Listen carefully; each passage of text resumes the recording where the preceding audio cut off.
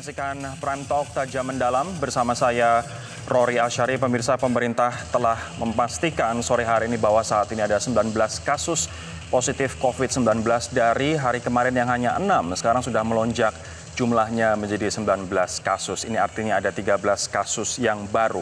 Nah, awalnya dari 6 kasus yang kita punya kemarin, 5 diantaranya dirawat di RSPI Sulianti Saroso, Jakarta, sementara 1 dirawat di Rumah Sakit Persahabatan. Saya ingin mengupdate Anda terlebih dahulu terkait dengan kondisi 6 pasien positif yang dikonfirmasi kemarin. Kemudian saya akan melanjutkan ke 13 kasus yang baru yang tadi oleh Ahmad Yuryanto, juru bicara pemerintah terkait dengan penanganan COVID-19 telah sampaikan. Dari 6 yang kemarin pemirsa, pasien 1 dan 2 kondisinya baik dalam proses tes ulang. Jika 2 kali tes hasilnya negatif, maka 2 pasien kasus 1 dan 2 boleh dipulangkan. Pasien 3 dan 4 sementara itu menunjukkan gejala layaknya influenza, artinya ini panas, demam, dan juga batuk.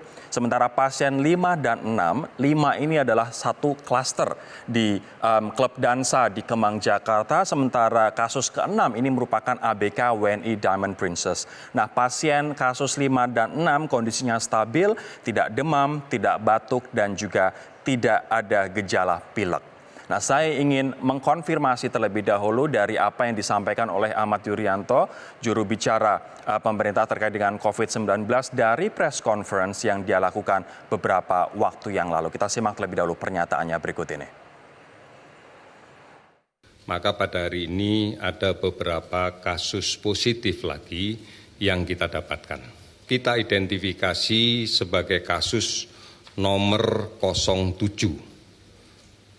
Perempuan 59 tahun. Kondisinya nampak sakit ringan sedang, stabil. Ini adalah kasus imported case. Pasien 08, laki-laki 56 tahun. Pasien ini tertular oleh 07 karena memang suami istri.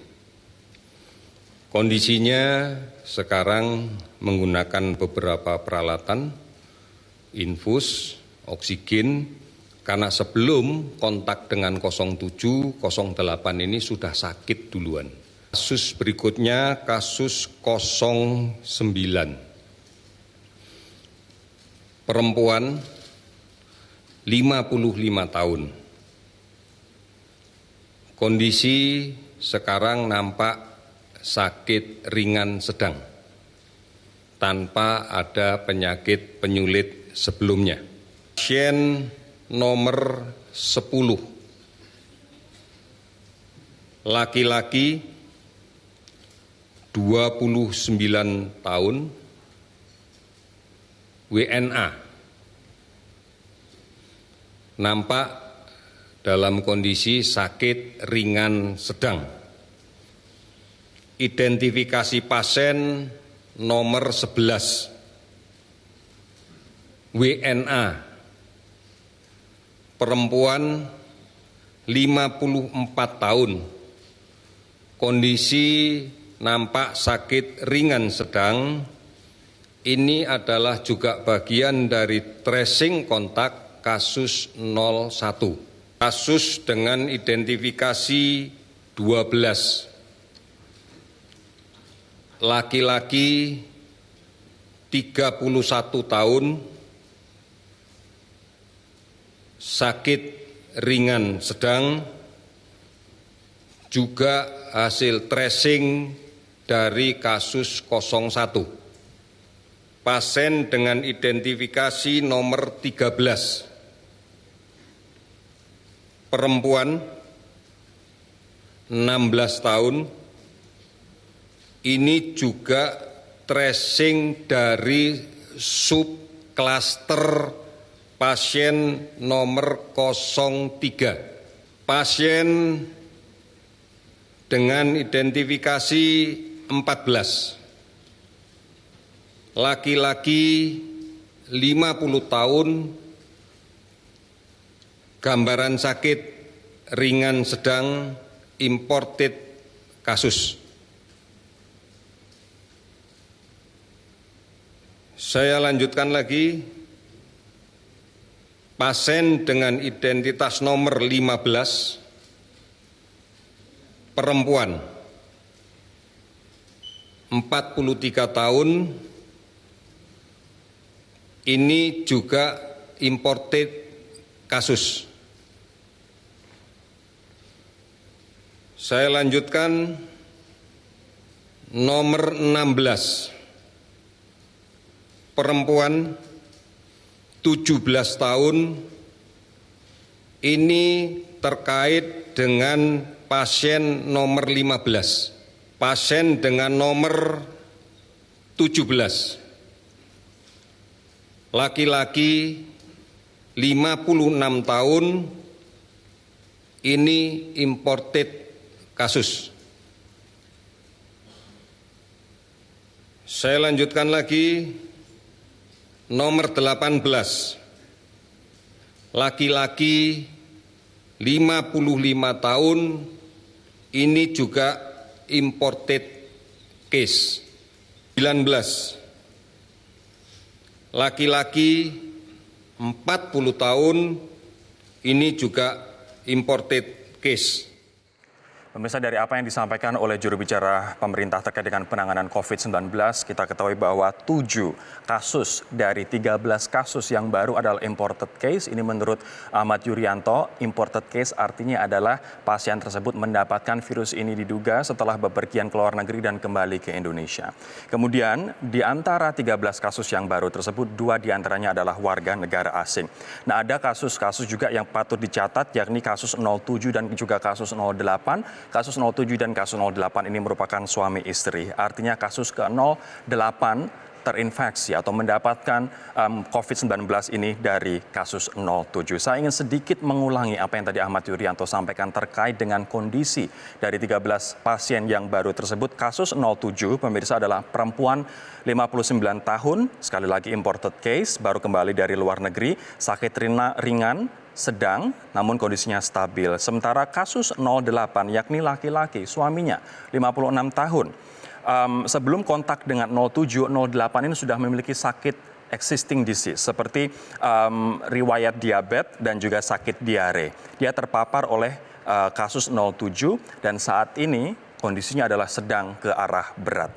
Sementara yang 09, perempuan 55 tahun, kondisinya ringan sedang atau sakit ringan sedang tanpa penyakit penyulit sebelumnya, dan ini juga merupakan imported dari luar negeri. Kemudian kalau misalnya kita masih lanjut terus sampai dengan nomor 19, ini artinya ada 7 sekali lagi imported case. Ini artinya kemudian menambah rasa waspada kita seharusnya ketika kita bepergian ke luar negeri, karena 7 dari 13 kasus yang baru ini merupakan kasus imported case yang artinya didapat setelah bepergian ke luar negeri. Nanti kita akan tanyakan bersama-sama kepada pemerintah. Kami masih berusaha untuk menghadirkan narasumber atau berkomunikasi dengan tim dari pemerintah, bagaimana kemudian kita mengantisipasi secara lebih ketat, secara lebih potent, dan secara lebih efektif di bandara-bandara untuk mengidentifikasi yang positif maupun negatif setelah bepergian dari luar negeri. Baik. Sekarang saya akan mengajak Anda pemirsa untuk bergabung dengan rekan kami Yusrin Zata yang saat ini akan melaporkan dari RSPI Sulianti Saroso di Jakarta. Yusrin, bisa dijelaskan seperti apa saat ini kondisi pasien yang dirawat di Sulianti Saroso? Kemarin terakhir ada 5 orang termasuk satu malam yang datang tadi malam begitu, yang merupakan klaster Jakarta dari sebuah klub dansa di Kemang, Jakarta Selatan. Saat ini di Sulianti Saroso ada berapa, kondisinya seperti apa? Ya, Rory, pihak Rumah Sakit Penyakit Infeksi Sulianti Saroso melalui Direktur Utamanya Muhammad Syahril ini menyatakan tadi dalam pernyataan persnya jika saat ini ada 10 pasien yang dirawat di RSPI Sulianti Saroso terkait dengan virus corona. 4 diantaranya ini sudah dinyatakan positif sebelumnya, yaitu kasus 01, 02, 03 dan juga 04, di mana masih diisolasi di ruang isolasi di RSPI Sulianti Saroso, sedangkan untuk 6 lainnya ini berstatus pasien dalam pengawasan, di mana ke-6 orang ini juga masih dalam perawatan secara intensif dan juga masih dalam pengawasan secara intensif dari pihak rumah sakit, baik tim dokter maupun juga pihak Kementerian Kesehatan. Sedangkan untuk satu orang ini juga baru datang atau baru tiba di RSPI Sulianti Saroso pada Minggu malam kemarin. Pasien ini merupakan rujukan dari salah satu rumah sakit swasta di Jakarta, di mana ini sudah dirawat selama 3 hari di rumah sakit swasta tersebut, baru kemudian dirujuk ke RSPI Sulianti Saroso pada Minggu malam kemarin sekitar pukul 11 begitu, di mana pasien ini dinyatakan oleh pihak rumah sakit pernah berpergian ke luar negeri, di mana para pasien tersebut juga memiliki riwayat kontak langsung dengan orang dengan positif COVID-19 dan kemudian ketika pulang ke Indonesia menunjukkan gejala, kemudian dirujuk ke RSPI Sulianti Saroso dan saat ini masih diisolasi juga di ruang isolasi RSPI Sulianti Saroso, di mana serangkaian tes ini juga dilakukan untuk melihat atau menentukan apakah seseorang tersebut negatif atau positif COVID-19 dan perawatan juga dilakukan di ruang isolasi seperti misalnya pemberian vitamin, kemudian serangkaian pemantauan juga dilakukan untuk kemudian dapat menaikkan daya tahan tubuh dari para pasien yang sedang dirawat intensif di sini. Rory. Yusrin, kemudian saya ingin bertanya, dari 13 kasus baru yang tadi dikonfirmasi oleh Ahmad Yuryanto, adakah sebagian dari mereka yang akan dirawat di Sulianti Saroso? Ya, terkait dengan 13 kasus baru yang tadi baru saja diumumkan oleh pihak juru bicara pemerintah terkait dengan virus corona Ahmad Yuryanto, ini kami di sini juga masih belum mendapatkan statement atau pernyataan resmi dari pihak rumah sakit penyakit infeksi Sulianti Saroso apakah kemudian dari ke-13 kasus baru positif COVID-19 tersebut ada hubungannya atau berkaitan dengan pasien-pasien yang memang sudah dirawat secara intensif atau diisolasi di RSPI Sulianti Saroso sebelumnya. Kami juga sudah mencoba menghubungi pihak RSPI Sulianti Saroso. Dalam hari ini Direktur Utama Muhammad Syahril ini juga belum merespon dan juga belum mengkonfirmasi apakah ada kaitannya dari 13 kasus baru tersebut dengan pasien yang sudah dirawat di sini sebelumnya. Demikian, Rory. Yusrin, satu pertanyaan lagi. Mungkin masyarakat saat ini memang shock, terkaget-kaget dengan adanya 19 kasus ini. Tapi kita juga harus melihat tingkat kesembuhan, bahwa di luar sana lebih dari 55 orang telah sembuh. Dan bahkan untuk kasus 1 dan 2, kondisinya sudah stabil, kondisinya sudah bagus. Dan kita masih menunggu hasil untuk tes yang kedua kalinya. Kalau misalnya mereka negatif, artinya mereka sembuh dan bisa dibawa pulang begitu. Bisa dielaborasi kondisi pasien 1 dan 2 di RSPI Sulianti Saroso. Ya, masih menurut Direktur Utama RSPI Sulianti Saroso Muhammad Syahril ini menyatakan jika pasien kasus 01 dan 02 ini dalam keadaan yang stabil, sudah tidak ditemukan adanya demam, pilek dan juga ada keluhan-keluhan misalnya penggangguan pernafasan, namun ini ditemukan hanya sedikit batuk begitu keluhan yang dirasakan. Namun dari pihak Rumah Sakit Penyakit Infeksi Sulianti Saroso menyatakan jika keadaan dari pasien 01 dan 02 ini dalam keadaan yang stabil dan juga berangsur-angsur membaik, begitu juga dari keadaan dari pasien 03 dan juga 04 yang memang dinyatakan tadi dalam kondisi yang baik dan tetap dipantau oleh pihak rumah sakit, dan juga serangkaian tes berulang ini juga terus dilakukan untuk kemudian memastikan apakah dari pasien-pasien tersebut dapat dipulangkan atau kemudian dapat dinyatakan negatif atau benar-benar negatif atau positif virus COVID-19. Begitu, Rory. Terima kasih Yusrin Zata dari RSPI Sulianti Saroso. Kita harapkan kondisi pasien-pasien yang dirawat di sana membaik sehingga menumbuhkan optimisme kita untuk melewati krisis ini. Saya sekarang akan mengajak Anda pemirsa untuk bergabung dengan Pak Ahmad Yuryanto, juru bicara pemerintah untuk penanganan COVID-19. Pak Yuri, selamat malam Pak Yuri. Selamat malam, Rory. Pak Yuri, terima kasih tadi sudah memberikan informasi kepada masyarakat terkait dengan update yang terbaru, Pak. Tapi terkait dengan penambahan 13 kasus positif ini, bagaimana sebenarnya awal mula terdeteksinya, Pak Yuri? Iya, beberapa kasus ini kan sebenarnya sudah masuk di 4 hari yang lalu ya. Awalnya kita masih mendapatkan hasil yang negatif, tetapi karena klinisnya masih ada batuk, masih ada pilek, masih ada demam, maka kita putuskan untuk kita ulang lagi. Kemudian kita ulang lagi dan kemudian kita lakukan pemeriksaan bukan hanya dengan menggunakan metode cepat, tapi juga kita menggunakan metode genome sequencing. Nah, oleh karena itu hasil genome sequencing kita dapatkan hari ini dan ternyata kasusnya adalah positif. Baik, Pak Yuri, ini artinya mereka bukan langsung serta-merta pulang dari luar negeri, tapi sudah beberapa hari terlebih dahulu ada di Indonesia dan kemudian di-trace oleh pemerintah, begitu? Ada yang kemudian secara sukarela mereka langsung ke rumah sakit setelah habis bepergian ke luar negeri, kemudian merasakan kok badannya nggak enak gitu. Oleh karena itu mereka kemudian datang ke rumah sakit dan kemudian kita periksa dan kemudian ditemukan kasus itu positif. Baik, Pak Yuri, per tanggal 8 Maret ini pemerintah mengkonfirmasi atau memberikan larangan masuk begitu untuk turis-turis dari negara Iran, kemudian Italia dan juga Korea Selatan dari kota-kota atau daerah yang paling banyak terdampak. Apakah kasus-kasus baru ini adalah mereka yang habis pulang dari 3 negara tersebut, Pak? Tidak semuanya.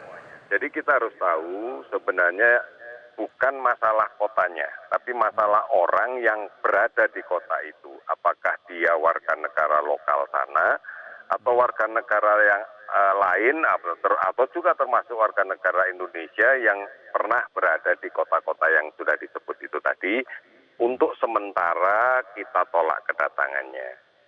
Yang dari wilayah di luar itu, maka harus menggunakan sertifikat. Tetapi sekali lagi bahwa yang kemudian imported case kita tidak semuanya dari wilayah-wilayah itu. Karena kan sudah jelas mereka tidak boleh ke sini kan. Pak Yuri, lantas kemudian terkait dengan mereka dirawat di mana, Pak? Kita tahu bahwa di Sulianti Saroso ada 11 ruang isolasi. Tadi reporter kami mengatakan sudah ada 10 pasien di sana, beberapa di antaranya adalah positif. Ini artinya 13 pasien atau kasus baru. Mereka dirawat di mana, Pak Yuri? Ya, yang pasti kita tidak akan menyebutkan nama rumah sakitnya ya. Ini sudah konsensus kita, tidak akan mengungkap identitasnya dan tidak menyebutkan rumah sakitnya. Termasuk untuk warga negara asing pun kita tidak akan menyebutkan asal kewarganegaranya. Namun duta besar dari negara itu sudah kita beritahu. Baik, Pak Yuri, terkait dengan orang-orang yang mungkin di bandara, mungkin di rumah, mungkin di tempat umum berinteraksi dengan 13 orang ini sebelumnya, Pak. Langkah tracing seperti apa yang pemerintah lakukan? Dari setiap kontak positif pasti kita akan lakukan pendalaman ya. Sepanjang dia melaksanakan perjalanan sampai kemudian kita perkirakan sakit, siapa sih kontak dekat? Kontak dekat ini kan tidak dimanai dengan orang ketemu kan.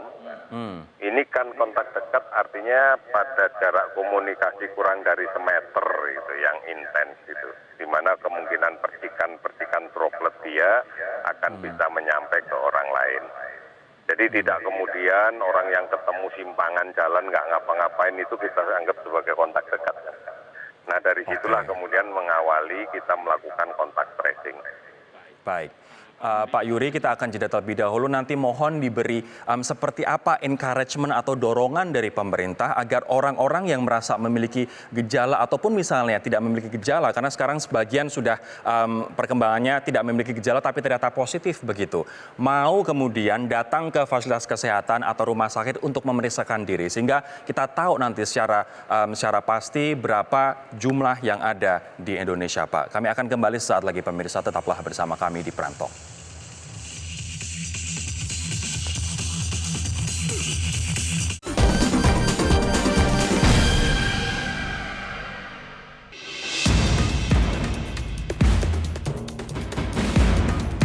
Siang tadi yang merupakan lanjutan dari pemeriksaan yang dilaksanakan beberapa hari yang lalu dengan menggunakan PCR dan kemudian sudah dikonfirmasi dengan menggunakan pemeriksaan genome sequencing, maka pada hari ini ada beberapa kasus positif lagi yang kita dapatkan. Yang pertama kita identifikasi sebagai kasus nomor 07. Perempuan 59 tahun.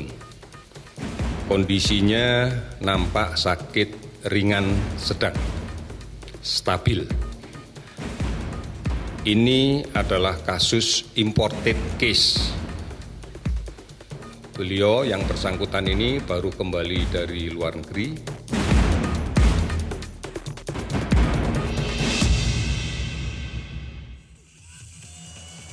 Kita lanjutkan perbincangan dengan Ahmad Yuryanto, juru bicara pemerintah untuk penanganan COVID-19. Pak Yuri, kita tidak ingin apa yang terjadi di Iran, apa yang terjadi di Korea Selatan. Awalnya kita tidak tahu berapa jumlahnya, tiba-tiba lantas tumbuh multiple times begitu sampai dengan ribuan jumlahnya saat ini. Nah, apa dorongan dari pemerintah Pak Yuri agar masyarakat yang ada tidak hanya di kota besar namun juga di daerah, kota-kota kecil begitu, kemudian mau datang ke fasilitas kesehatan memeriksakan dirinya? Ya, kita harus menyadarkan kepada masyarakat ya, bahwa penyakit menular itu basisnya community ya. Jadi tidak bisa berbicara tentang orang per orang. Oleh karena itu yang harus dilakukan sekarang adalah secepatnya kita mengidentifikasi potensi sumber penularan, yaitu kasus positif. Nah, kasus positif ini tentunya akan tidak dibahas saja menjadi positif kan. Kalau kita tarik ke belakang sebelum dia menjadi positif, tentunya kan ini adalah kelompok-kelompok orang dalam pemantauan yang kemudian menjadi sakit sehingga menjadi pasien dalam pengawasan. Dan kemudian juga adanya kontak tracing dari kasus positif kepada orang yang mungkin dia tidak pernah keluar negeri sama sekali dan kemudian tertular oleh orang yang confirm positif. Inilah yang kita sebut dengan penyelidikan epidemiologi dan inilah yang kemudian menjadi tulang punggung kita sekarang untuk melakukan upaya yang komprehensif di dalam kaitan dengan menghentikan penyebaran. Nah, ini adalah peran yang terkoordinasi, peran yang terkolaborasi antara pusat dengan daerah. Oke. Oleh karena itu, ini adalah kekuatan besar kita. Basisnya community. Jadi oleh karena itu masyarakat harus paham betul COVID-19 ini apa sih? Bagaimana sih nyebarnya? Kemudian siapa sih yang memiliki potensi untuk bisa menularkan atau jadi sumber penular? Baik. Ini yang harus betul-betul dipahami oleh masyarakat. Pak Yuri, apakah kemudian masyarakat bisa menggunakan puskesmas sebagai garda pertama untuk memeriksakan dirinya, Pak? Pasti, karena pasti kalau datang ke puskesmas akan menanyakan apakah Anda pernah bepergian ke luar negeri pada daerah-daerah yang kemudian memiliki potensi penularan tinggi, kemudian apakah gejala-gejala yang Anda alami ini sejalan dengan perjalanan penyakit COVID-19, ini kan adalah early warning system yang kita bangun ya. Sehingga deteksi dini itu sebenarnya ada di puskesmas. Sehingga kalau deteksi dini bisa kita laksanakan dengan baik, maka respon cepat itu juga bisa akan menjadi lebih bisa kita maksimalkan. Ini yang menjadi kunci kita. Pertanyaan terakhir saya, Pak Yuri, kita ini tentu tidak mengharapkan ini terjadi. Tapi kalau misalnya nanti outbreak, misalnya this is the worst case scenario, skenario terburuk begitu. Siapkah kita, siapkah pemerintah untuk menangani ini? Pasti kita harus siap. Karena memang worst case ini sudah kita hitung kan. Jadi bukan kemudian kita melakukan atau merencanakan satu program tanpa kemudian membuat worst case. Pasti kita akan hitung dan kita akan betul-betul cermat melihat ini. Soalnya kalau enggak, pasti kita akan menimbulkan masalah. Baik, ini artinya puskesmas pun juga siap untuk menjadi tempat atau garda pertama kita untuk mengetahui kondisi kita awal begitu. Pak Ahmad Yuryanto, terima kasih juru bicara pemerintah terkait dengan penanganan COVID-19 atas waktunya. Dan nanti pemirsa perbincangan lebih jelas, lebih dalam dan juga lebih panjang dengan Ahmad Yuryanto ini bisa Anda saksikan di program Opsi pada pukul 8 malam ini waktu Indonesia Barat. Kami akan kembali sesaat lagi, tetaplah bersama kami di Prime Talk.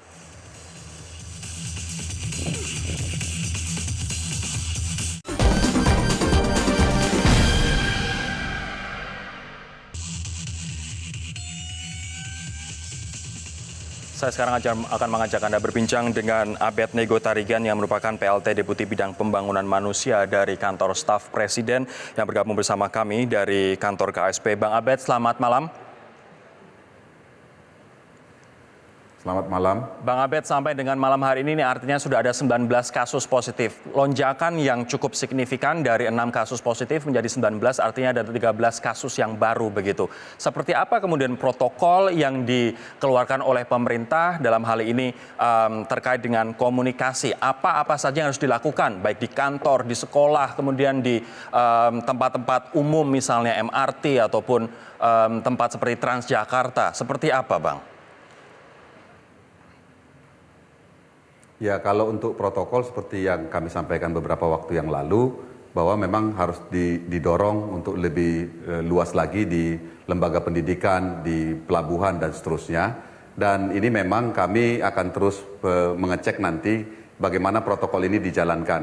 Kami dari kantor staf presiden memang sudah merancang untuk sejauh mana kesiapan-kesiapan di lapangan ini bisa dilakukan oleh masing-masing institusi atau organisasi yang ada di tingkat lapangan.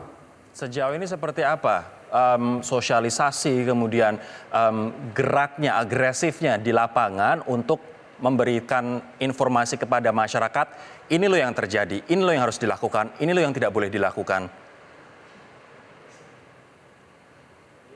Kalau kita lihat sebenarnya di banyak pemerintah daerah juga sudah melakukan ya, artinya melalui billboard yang mereka punya yang memang milik Pemda, tetapi kalau di tingkat kementerian misalnya Kementerian Perhubungan dengan tugas berkaitan dengan transportasi publik kita, termasuk juga pengelolaan bandara dan pelabuhan, itu juga menunjukkan satu peningkatan intensitas di dalam sosialisasi dan kemudian juga bagaimana protokol bisa dilaksanakan. Nah tentu nanti ini akan terus didorong untuk bagaimana masyarakat kita punya informasi yang cukup, akses yang cukup di dalam pelaksanaan protokol ini sehingga masyarakat kita punya informasi yang memadai untuk itu. Dan seperti diketahui juga kan kita beberapa waktu yang lalu juga memperbaiki hotline kita sehingga lebih mudah komunikasi, lebih mudah untuk mendapatkan informasi. Bang Abed, betulkah ada masalah komunikasi antara Menteri Kesehatan Terawan dengan Istana dan juga dengan Kementerian Luar Negeri? Sejauh ini yang kami pahami tidak ya, tapi mungkin banyak cerita di media-media yang menyampaikan seperti itu.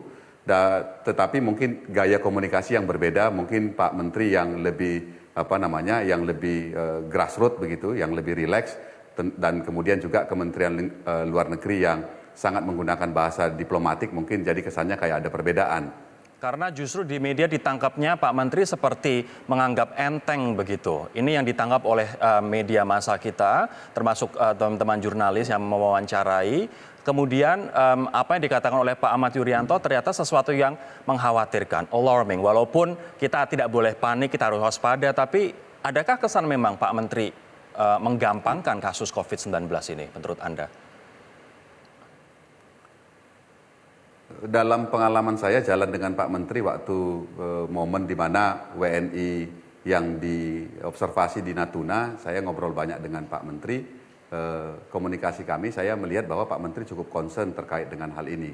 Tetapi concern lain Pak Menteri juga bahwa sebagai otoritas kesehatan tentu memberikan informasi itu secara cukup dan kemudian juga secara mudah dipahami.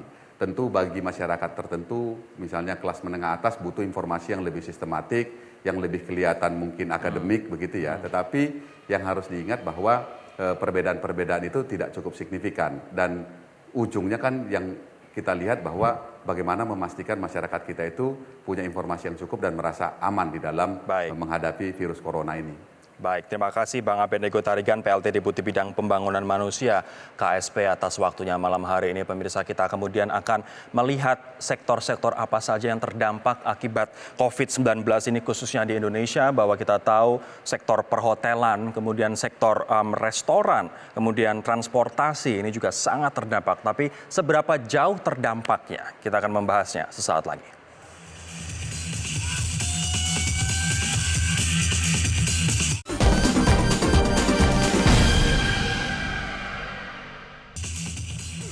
Pemirsa, COVID-19 ternyata berpengaruh tidak hanya bagi kesehatan kita, namun yang patut juga kita perhatikan adalah terkait dengan aktivitas ekonomi dan juga ini khususnya yang ada di daerah-daerah yang terlalu atau sangat menggantungkan pada aktivitas pariwisata di sana. Kita akan melihat sebagai salah satu contohnya adalah Bali begitu. Kita akan melihat sejumlah data bahwa angka wisatawan ke Bali pada Februari, Anda bisa bayangkan turun 33% dibandingkan dengan bulan Januari tahun 2020. Nah, kunjungan Wisman Tiongkok pada Februari ini hanya 4.820 bandingkan di bulan sebelumnya ada 113.000 Wisman. Dalam satu tahun kunjungan wisatawan mancanegara dari Tiongkok ini bisa mencapai 2 juta. Kalau misalnya kita melihat di bulan Februari hanya 4.820, nampaknya untuk mencapai 2 juta itu satu hal yang akan sangat-sangat sulit. Kemudian target Wisman ke Indonesia adalah 2,2 juta orang, ini khusus untuk Bali saja. Kita akan lihat ke slide selanjutnya. Bahwa okupansi hotel pun juga turun, bahwa tingkat okupansi hotel di Indonesia ini 50% turunnya dari awal, nanti kita akan bisa konfirmasi ke PHRI begitu. Nah, tingkat hunian hotel di Bali pun juga turun 70%, bahkan mereka sampai mengembalikan refund dikarenakan ada pembatalan booking itu sampai dengan 1 triliun rupiah lebih. Ini terjadi di Bali, belum terjadi di daerah-daerah lain yang banyak wisatawan dari Tiongkok, misalnya Manado ataupun daerah-daerah yang lain, bahkan seperti Yogyakarta. Nah, kita akan melihat grafik selanjutnya pemirsa. Pemerintah pun juga tidak diam diri terkait dengan hal ini karena ada stimulus ekonomi, stimulus fiskal yang mereka keluarkan khusus untuk sektor pariwisata ada 4,7 triliun. Ini hibah ke pemerintah daerah khususnya mereka yang rely on atau bergantung pada sektor pariwisata yang turun pada krisis akibat COVID-19 ini. Nah, insentif Wisman ini 298,5 miliar rupiah. Ini seperti kemudian promosi, kemudian pengurangan tiket, kemudian juga terkait dengan influencer 72 triliun. Namun kemudian Menteri Pariwisata mengatakan bahwa insentif Wisman ini masih akan dikaji dan juga ditunda sampai batas waktu yang belum bisa ditentukan karena saat ini pun kita juga masih mencegah wisatawan mancanegara khususnya dari negara-negara yang paling parah terdampak COVID-19 untuk masuk ke Indonesia. Ada dari Tiongkok, kemudian Iran, kemudian Korea Selatan dan juga yang terakhir adalah Italia. Walaupun 3 negara yang terakhir ini hanya beberapa kota saja begitu. Kemudian insentif wisatawan domestik adalah 443 miliar rupiah dan penambahan hari libur serta cuti bersama digeser tidak ke Sabtu Minggu tapi ke hari-hari working days sehingga nanti masyarakat akan tergerak untuk mengambil libur dan juga ini akan menggerakkan roda perekonomian di kota-kota di Indonesia. Nah, sekarang saya akan mengajak Anda untuk berbincang dengan Maulana Yusron, Wakil Ketua Umum PHRI. Bang Maulana, selamat malam. Selamat malam. Ada juga Ibu Nunung Rusmia, Ketua Umum Asita. Ibu Rus, selamat malam Bu. Saya akan ke Bang Maulana terlebih dahulu. Ini baru Bali, Bang. Penurunannya cukup signifikan. Bagaimana dengan daerah yang lain? Jadi begini, untuk kami di sektor hotel dan restoran itu kita mengenal ada 2 tahap ya. Impact-nya. Pertama, yang tahap pertama sebelum diumumkan Indonesia terdampak.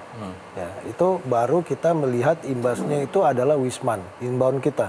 Itu udah berkurang tuh? Itu Wisman ya. Kan begitu ada tutup penerbangan direct ke Tiongkok dan beberapa daerah kayak beberapa negara kan. Itu baru imbasnya terhadap Wisman. Wisman itu tentu kalau di nasional ini kita melihat Bali, Manado, Batam Bintan, termasuk DKI Jakarta. DKI Jakarta itu karena ada bisnis trip di dalamnya kan. Nah, kemudian pada saat fase berikutnya, fase kedua itu adalah setelah ada suspek di Indonesia.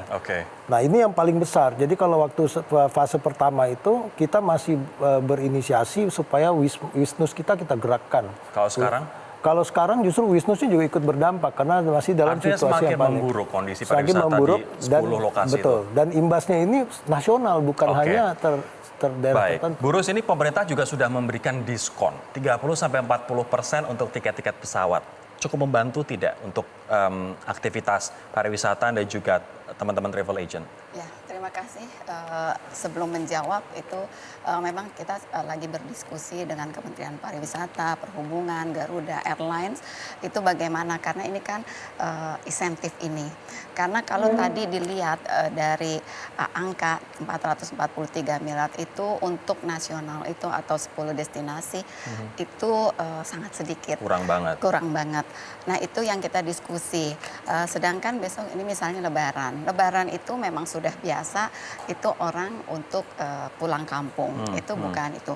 Nah, kita lagi diskusi gimana caranya itu dengan uang atau insentif yang itu, tapi kita bermakna dan bisa bermanfaat. Karena inti di situ kan itu akan supaya travel agent atau destinasi yang kena dampak itu tidak terlalu drastis sekarang menurun, tapi situasinya kayak minimize. gimana, Bu? Ya seperti yang tadi kata Pak Alan, itu dari awal itu sudah terdampak, tapi setelah ada suspek itu betul-betul memang sangat sekali kelihatan ya Pak. Baik, itunya. bisnis menderita, tapi yang kemudian juga menjadi concern adalah kalau misalnya nanti terjadi layoff, apakah ini kemudian akan terjadi dan bagaimana caranya agar layoff besar-besaran tidak terjadi? Kami akan membahasnya sesaat lagi, tetaplah bersama kami di Prime Talk.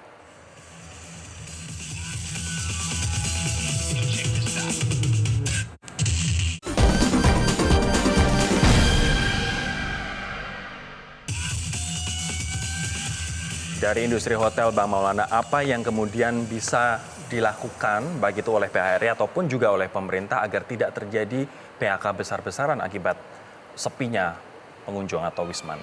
Pertama yang mesti dibantu oleh pemerintah itu karena ini dampaknya udah nasional. Kalau dampak nasional itu kita pertama relaksasi terhadap kewajiban keuangan. Itu dengan perbankan, ini yang kita butuhkan. Relaksasi seberapa jauh relaksasi ya, mungkin tahap pertama dikasih 6 bulan dulu, karena ini imbasnya udah nasional. 6 bulan boleh nggak bayar dulu, grace period begitu? Iya, kasih grace period lah, seperti itu. Nah, kemudian yang kedua juga ada relaksasi lah terhadap pajak dan retribusi daerah ini, karena kan kita banyak kewajiban terhadap retribusi dan pajak daerah. Bisa dikasih ilustrasi seberapa Ya, jauh gitu? contohnya ya banyak ya masalah, nanti bisa terjadi di PBB, bisa terjadi di pajak reklame, ya kan. Belum lagi nanti kalau pajak hiburan dan segala macam.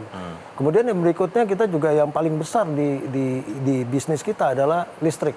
Listrik dan kemudian karyawan. Nah, mungkin kita pemerintah bisa melihat compare dengan Singapura dan Thailand. Ini tambahan hari libur dan juga pemindahan hari libur begitu, efek nggak? Ya, ekspektasi kita ada efek, tapi kita kan itu harapan kita ya. Tapi memberi keleluasan atau peluang untuk pergerakan bisnis. Sudah ada kasus PHK belum di teman-teman Burus? Sudah ada kasus PHK? Iya. Kalau kita udah ada, kita maksudnya belum di PHK ya, tapi udah dirumahkan. dirumahkan. Seberapa banyak, Bang? Sudah di berbagai daerah, kita data detailnya sudah belum ya, tapi sudah ada beberapa yang melakukan. Kita tunggu data detailnya Bang ya untuk diupdate. Ibu Rus, seperti apa Bu untuk mencegah PHK, layoff? Ya, terima kasih. Kebetulan memang saya membawahi 7.000 travel agent di seluruh Indonesia. Masing-masing provinsi ada ketuanya masing-masing. Nah, di sini memang yang tadi pertanyaannya, tentunya saya juga mendapat surat kalau ini terus-menerus tentunya banyak sekali PHK. Sekarang ini masih belum terlalu banyak gitu ya. Caranya biar survive di situasi sulit kayak gini? Ya, alhamdulillah tanggal 3 sampai 5 April ini saya sudah 6 bulan yang lalu itu sudah bagaimana caranya menjawab pertanyaan untuk mencegah virus corona ini. Itu kita ada Asita Fair di AIS tanggal 3 sampai 5. Nah, mudah-mudahan ini juga tidak teman-teman pada nanya dari 34 provinsi lanjut kan. Lanjut gitu? Tidak. Tapi sekarang saya bilang lanjut karena saya juga berharap Presiden nanti akan hadir. Disinilah kita harus membuktikan satu memang virus corona ini harus diperhatikan, tapi tidak juga harus terlalu sangat parno gitu kan. Jadi saya berharap nanti waktu di Asita Wise Travel ini tanggal 3 sampai 5 Presiden juga yang membuka dan ada menteri-menteri yang sudah siap sehingga di situ kita menjual produk. 34 provinsi akan menjual paket-paket yang sangat menarik dan sangat indah. Semoga fair ini juga menjadi salah satu pendorong masyarakat juga agar walaupun tetap waspada tapi tetap mau pergi ke daerah-daerah yang sangat membutuhkan kehadiran wisatawan, dikarenakan akan kita takutkan akan banyak layoff kalau misalnya kondisinya akan terus terjadi. Dan juga stimulus dan juga relaksasi yang dimaksud oleh Bang Maulana semoga juga didengar oleh pemerintah. Terima kasih teman-teman atas waktunya di Prime Talk. Demikianlah perbincangan kami pemirsa. Kami akan kembali dengan informasi lainnya besok. Namun jangan kemana-mana karena setelah ini akan ada opsi bersama Afiani Malik. Sesaat lagi. Sampai jumpa. Terima kasih. Metro TV, knowledge to elevate.